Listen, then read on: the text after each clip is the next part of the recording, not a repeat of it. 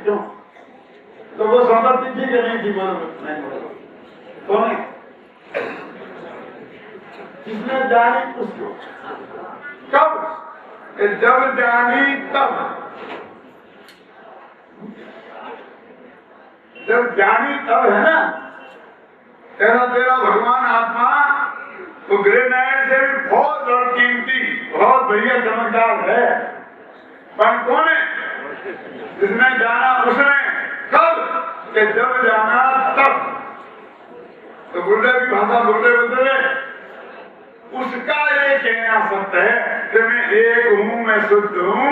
तो कह रहा तेरा सत्य नहीं, गलत हो गया। उसी आत्मा को तुम कहो तो सत्य, हम कहते हूँ।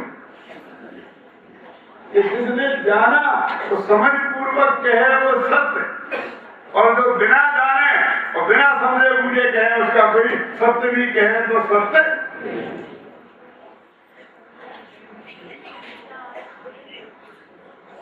मैं एक हूँ और मैं शुद्ध हूँ। तो क्या किया मैं एक और शुद्ध का? तो मैंने बोला ना कि इसमें 7 पंक्तियों में तो अकेला मैं इसका अर्थ किया। कौन आत्मा क्या कह रहा, कब कह रहा है? 37 गाथाएं पढ़कर जो आया है, वस्तु का स्वरूप समझकर अंदरोन्मुख दृष्टि करके आत्मा की अनुभूति जिसने की है, वो आत्मा कह रहा है कि ऐसा मैं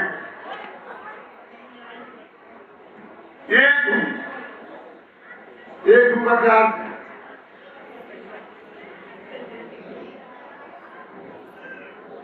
हमारे एक में बहुत झगड़े हैं। अपन है ना एकत्व भावना है ना, सारे भावनाओं में एकत्व भावना है कहीं नहीं। और सारी भावनाओं में क्या लिखा और हम क्या समझते हैं? आप अकेला करे और मरे अकेला हो, यूं कहूं या जीव को साथी सके न को। एक माने एकत्व माने अकेला। अकेला का मतलब अकेलापन। अकेला मरेगा, अकेला जन्मेगा, अकेला। अरे एक का अर्थ अकेला नहीं होता है।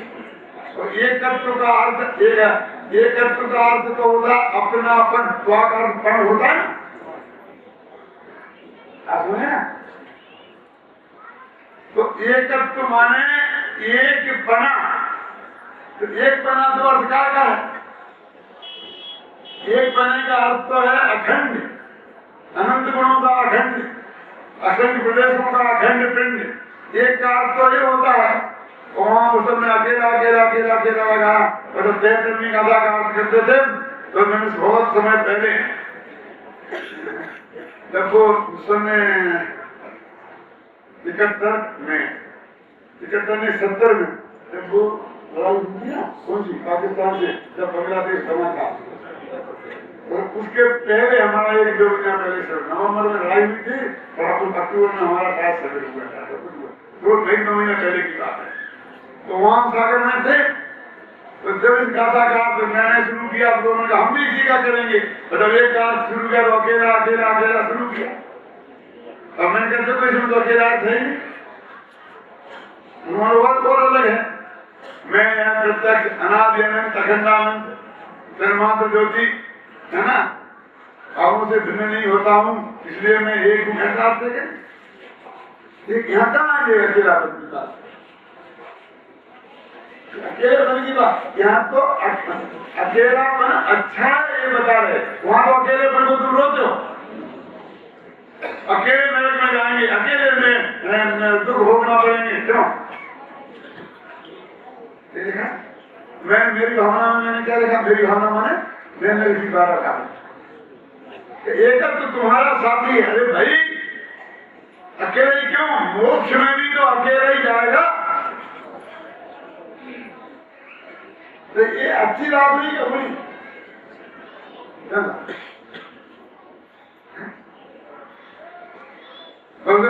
कहा गुरुदेव श्री हम सब आपके साथ मोक्ष जाए टोले के टोले, हम तो एक, हमारी तो एक भावना है, क्यों? ठीक है। मैंने कहा हमें स्वीकार नहीं है। क्यों स्वीकार नहीं है? हम चीजें क्यों करेंगे? उनका तो कहा जाता है कितने भवन सुबह गाएंगे सुनाएंगे हम समय सुबह होंगे सागरों की आयु होगी, तो अरबों बरस हो गए। ये तो अरबों बरस तक इस संसार में घूमने की भावना हुई, और भावना तो हमारी ऐसे होनी चाहिए कि हम तो जल्दी से जल्दी मोक्ष है। शास्त्र की भावना है वो निबोध की भावना है, और अकेले की भावना है वो मोक्ष की भावना है। क्योंकि निबोध में अनंत जीव एक साथ मरते हैं, एक साथ जन्मते हैं, तो जन्म मरने में साथ चाहिए ना किसी का, तो है एक ऐसी जगह कोई हमारा साथ नहीं देता, कोई हमारा साथ नहीं देता। कि कौन नहीं देता? कि माँ बाप भाई बहन कोई भी हो, सब स्वार्थ के साथी है। कि काय में तेरे जीवन में ना मरण में क्या चाहता तेरा बेटा तेरे मरण में साथ दे, तेरे साथ वो भी मर जा। अगर जन्म में साथ दे, जन्म में साथ देगा तेरे जुड़वा भाई होगा, बेटा कैसे? ये साथ की भावना खोटी है ना। ले दौलत प्राण प्रिया को तू मुक्ति ना जाने पाएगा, यदि एकाकी चल पड़ा नहीं तो यही खरा। जब मैंने उस बारह भावना में देखा था तो खो गई। पंक्ति मुझे याद है क्या?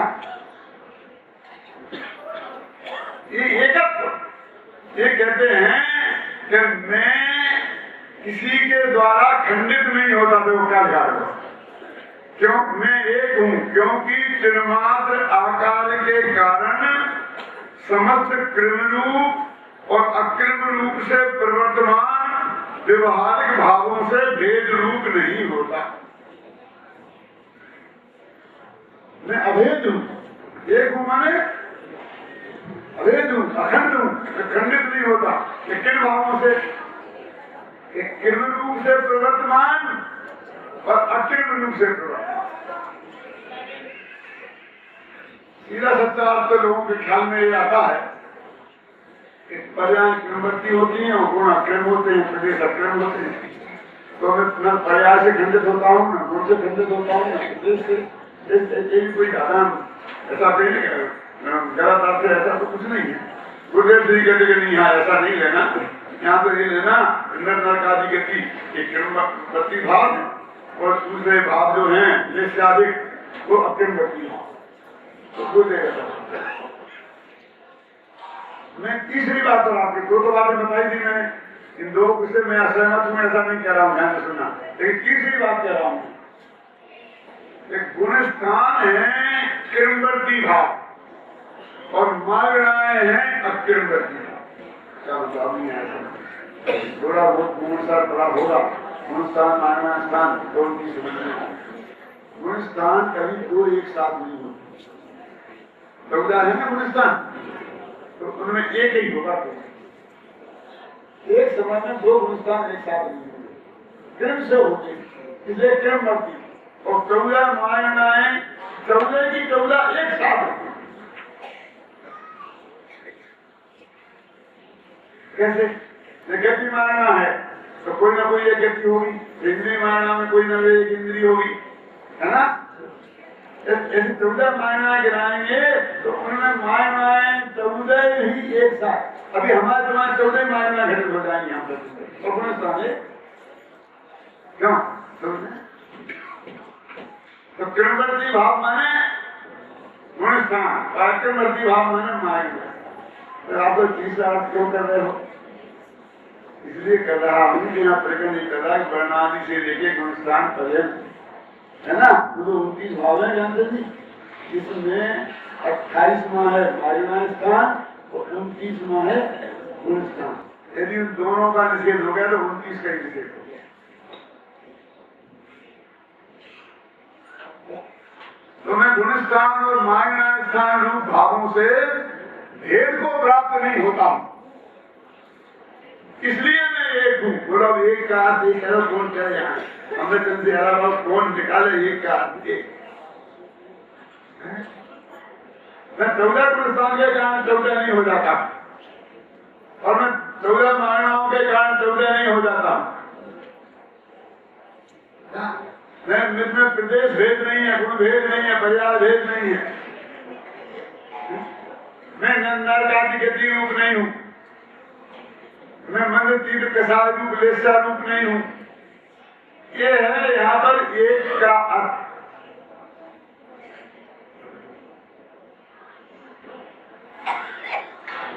अपन सब लोग समय सार के स्वाध्यायी हैं, समय सार पढ़ते हैं, पढ़ाते हैं, और मैं ऐसा नहीं कहता हूं कि यदि किसी को ये बात ख्याल में नहीं होगी ही होनी ही चाहिए, और यह कि नहीं, आप अपने मन में ही सोच लो, जवाब देने की जरूरत नहीं है, क्योंकि उसमें आपकी भी इज्जत है और मेरी भी। जब ये यहाँ कह रहे हैं कि मैं एक हूं, तो उसका क्या अर्थ है? जब मैं किरण रूप भावों से भेद को प्राप्त नहीं होता, अकिरण भूप रूप भावों से भेद को प्राप्त नहीं होता, ऐसा मैं अखंड एक हूं। देखो, जन्मात्र आकार के कारण समस्त किरण रूप और अकिरण रूप से प्रवर्तमान व्यवहारिक भावों से भेद रूप नहीं होता। क्यों नहीं होता? वो किरण रूप भाव में भी मैं चिन्मात्र आकार से व्याप्त हूँ, और अकिरण रूप भावों से भी मैं भी चिन्मात्र आकार से। आपको डायबिटीज है, आपको तो मुझे डायबिटीज है, और डॉक्टर ने कहा कि आपको शुगर नहीं लेना है।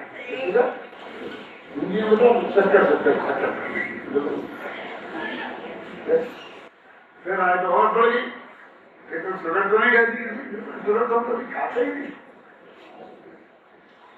तो फिर बाद में यहाँ तक तो खाए, पेड़ तो खाए, आपने शुगर का मना किया। अरे तुम तो शुगर लड्डू पेड़े की बात करता है, हम शुगर का मना करेंगे तो केला भी नहीं खा पाएगा और संतरा भी। समझ में आया?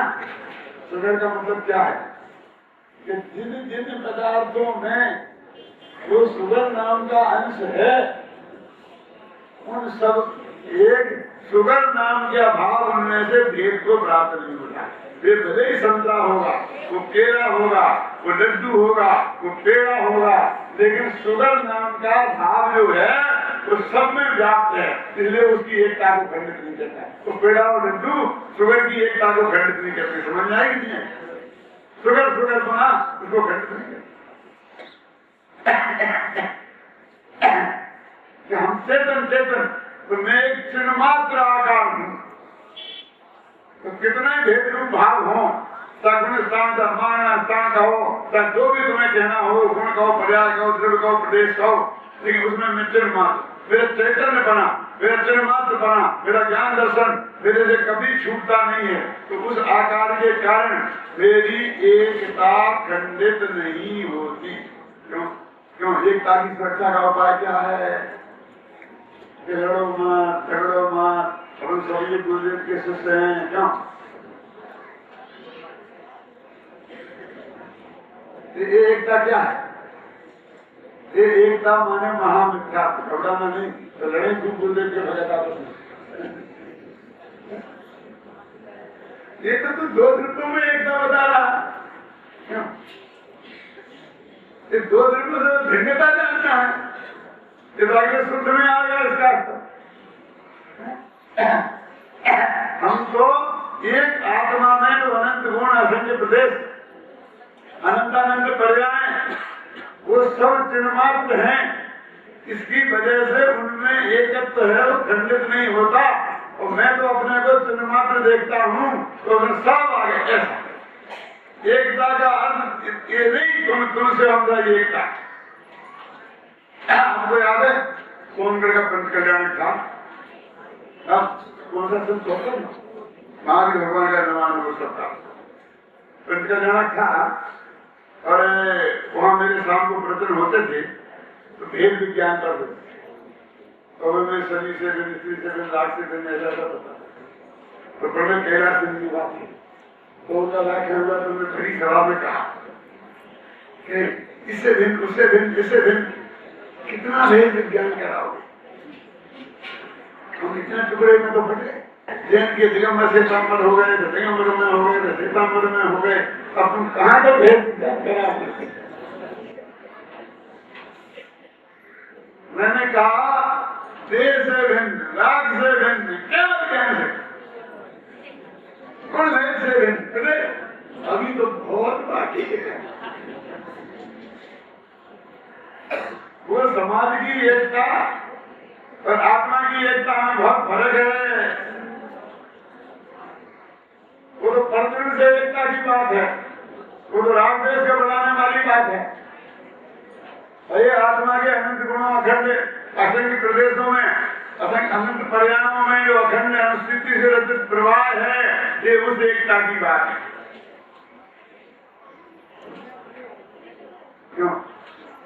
हमें ये कहते हैं कि सूत्रधारा हुए नसी सब स्वार्थ के पंक्ति में खड़ा करा है। बाप बेटे में खड़ा करा है कि स्वार्थ के साथ कोई साथ नहीं देगा। क्यों? आज तक इस 12 भावना पढ़ने के कारण किसी घर में झगड़ा हुआ है? बच्चों के स्वरूप का निरूपण है, केवल तत्व चर्चा है, इसमें झगड़े का क्या काम? नहीं समझा? क्या समझा? ये भी समझा है कि पले रुधिर लाज मले थैली की जैसे बसाती पे मेरी नवे द्वार पे घिनकारी असे देह करे के मैं याद। ये समझा? ये भी समझा? इससे क्या दोस्ती करता? ये तो मनमूत्र की खान है, गंदा है, मैला है, तो तेला ही सही। ये समझा नहीं? ये समझा शरीर माध्यम धर्म साधन, ये तो कालिदास की काया रखें धर्म।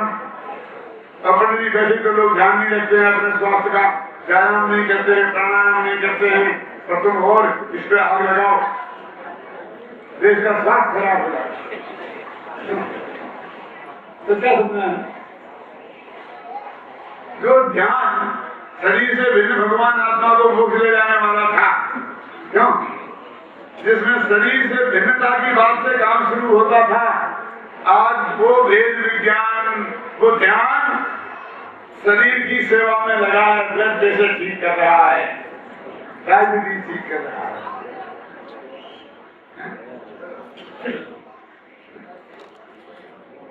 वाला बोली शरीर में ये करो, शरीर का ध्यान रखो, अभिजाती सांस को देखो, नाक को देखो, नाक को देखोगे तो नाक दर्शन होंगे, आत्म दर्शन नहीं होंगे।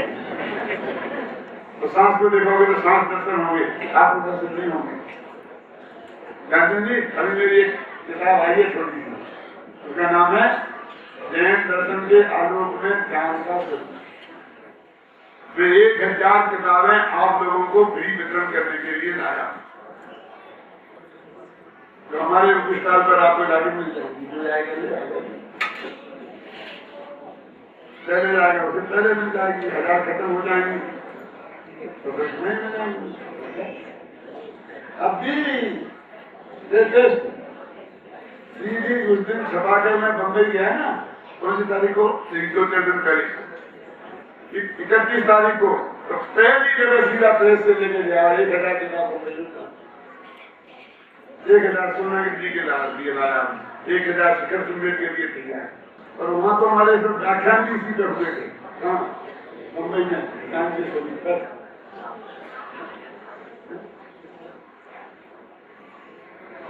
तो क्या हमें क्या करना है? इस शरीर को रखना है या शरीर से छोड़ के अपने भगवान आत्मा पर दृष्टि केंद्रित करनी है? शरीर पर दृष्टि करना है, नाक दर्शन करना है कि आत्म दर्शन करना है? तो वो कहते हैं व्यवहारिक भावों से तो भेद को प्राप्त नहीं होता। क्यों? क्यों? एक चिन्हमात्र आकार के कारण। अपन कहते हैं ना, भगवान महावीर को दृष्टि में रखोगे तो पूरे जनों की एकता सिद्ध हो जाएगी, बोलते ना। यदि कुंड को ध्यान में रखोगे तो सारे दिगंबर एक हो जाएंगे। यदि कांची स्वामी को ध्यान में रखोगे तो सारे मुमुक्षु एक हो जाएंगे, बोलते नहीं? तो चिन्ह मात्र को ध्यान में रखोगे तो सब कुछ जो एक होना है वो एक हो जाएगा, जो भिन्न होना है वो भिन्न हो जाएगा तुमसे।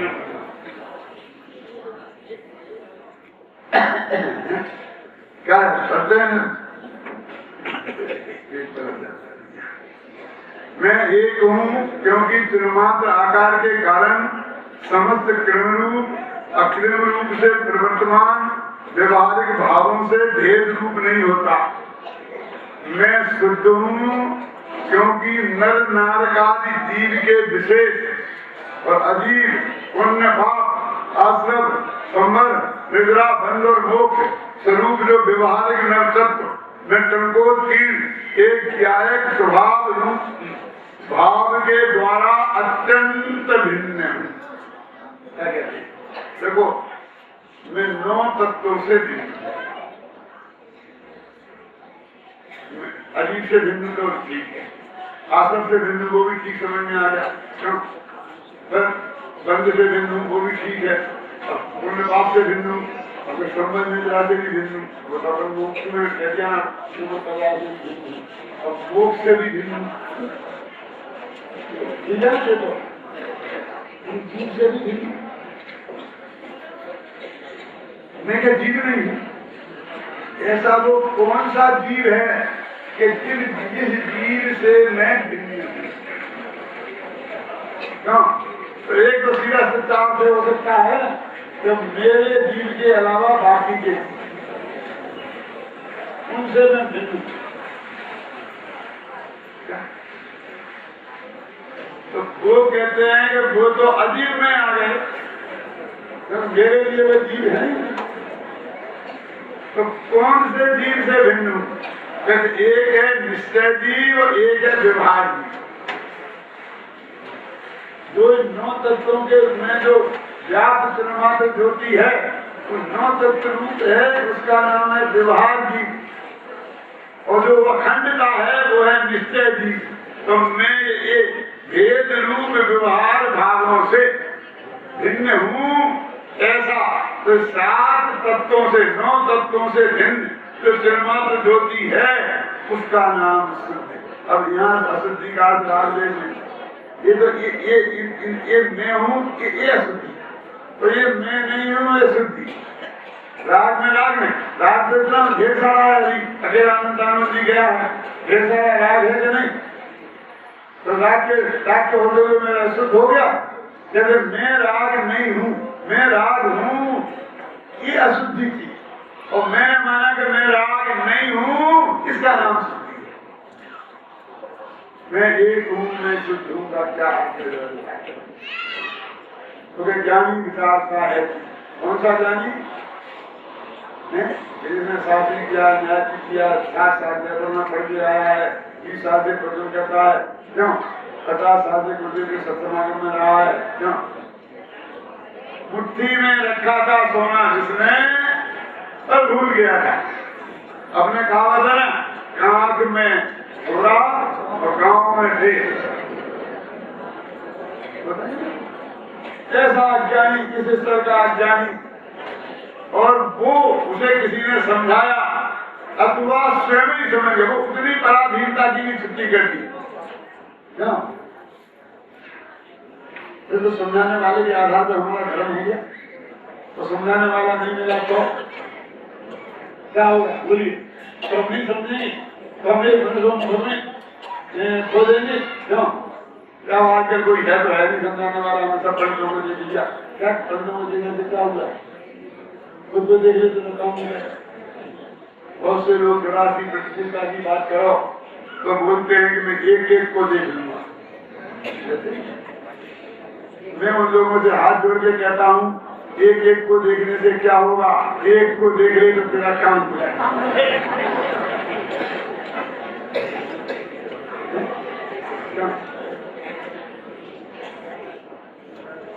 एक का अर्थ क्या है और शुद्ध का अर्थ क्या है? मैं कल पूछूंगा भैया, समझे ना?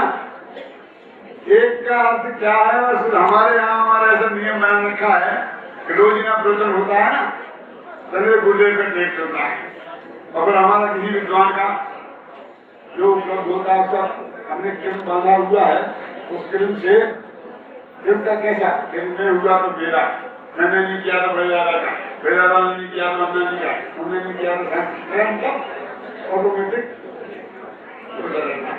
वो जिसका भी होगा तो सारे विद्यार्थियों श्रोताओं सहित क्यों क्या होता है? हाँ, प्रेसिडेंट तो छोटा शब्द है। उनको आकर पूछते हैं कि कोई प्रश्न पूछते हैं कि बोलो क्या कहा था गुरुदेव ने, क्या कहा था डॉक्टर साहब ने, और पूछते बताते उन्हें पुरस्कार देते हैं। फिर ये हर आदमी को जो है अपनी कॉपी में लिख के रखे बस सारांश, और किसी से भी कहते कि तुम पढ़ के बताओ क्या बोला, तो वो कम से कम 10 वाक्यों में पूरे उस प्रवचन का सार वहां पढ़ के सुनाता है। आप जाके कभी सुनना कैसी में बुधों को भी कितने 18 वर्ष के 15 16 वर्ष के ठोके और किस तरह गुरुदेव के प्रवचन का सार 10 वाक्यों में बांध के आपको सुनाते हैं। ऐसा नहीं है गंगा का पानी गंगा में चाहिए, मेरी बात ही सूख जाएगी। किस तरह से हम उसको सुने, किस तरह से हम बारीकी से उसको अंदर बचाएं, देखें, स्वाध्याय करें, समझे ना, तब हमको बात ख्याल में आएगी एक बात पे।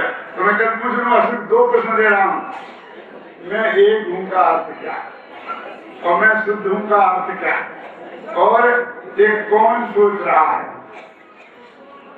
नमस्कार वाले राम, कौन सोच रहा है? समझे ना, आत्मा तो है एक वैसा आत्मा जो मुट्ठी में रखे हुए सोने को भूल गया था, या खुद याद आया, गुरुदास ने याद दिलाया, याद करके और एकदम उसके आनंद रूप हो गया, दर्शन ज्ञान रूप से परिणत हो गया, ऐसा आत्मा कहता है। उसे भी कहने का अधिकार है कि मैं एक हूँ, मैं शुद्ध हूँ। तो जब वो ऐसा बोले कि मैं एक हूँ, मैं शुद्ध हूँ, तो उस एक का अर्थ क्या होता है और शुद्ध का क्या अर्थ होता है, सिर्फ इतनी बात मैंने आज आपको